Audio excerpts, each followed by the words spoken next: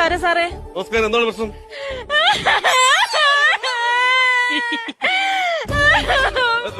കരയാതെ കാര്യം പറയണം. എന്താണ് പ്രശ്നം? സാറേ, എന്നൊരുത്തനെ എപ്പോ നോക്കിയാലും മെസ്സേജ് വിട്ട് ശല്യം ചെയ്യുന്നു സാറേ.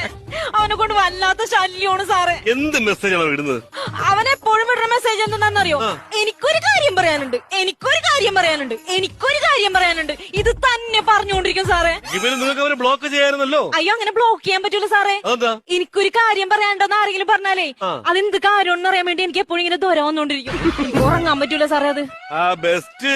എങ്കിൽ പിന്നെ നിങ്ങൾക്ക് അവനോട് തന്നെ ചോദിച്ചുകൂടായിരുന്നോ എന്താണ് പറയാനുള്ളതെന്ന്? സാറേ, ഞാൻ അവനോട് ചോദിച്ചു സാറേ. എന്നിട്ട് അപ്പൊ അവൻ പറയാണേ ഒറ്റക്ക് വന്നാ പറഞ്ഞു തരാന്ന്. മെസ്സേജ് അല്ല അവന്റെ ലക്ഷ്യം. സത്യം. നിങ്ങളാരാണ്? ഇതെന്റെ ഭർത്താവാ സാറേ. എന്തിന്? ഏ എന്തിന്? ഞാൻ അന്നേരം പറഞ്ഞില്ല, നിനക്ക് ഒറ്റയ്ക്ക് വന്നാൽ മതി. ഈ സ്വന്തം ഭാര്യയ്ക്ക് എടുത്ത മെസ്സേജ് അയക്കുമ്പോ അവനെ കണ്ടുപിടിച്ച് പൊട്ടിക്കാൻ പറ്റാത്ത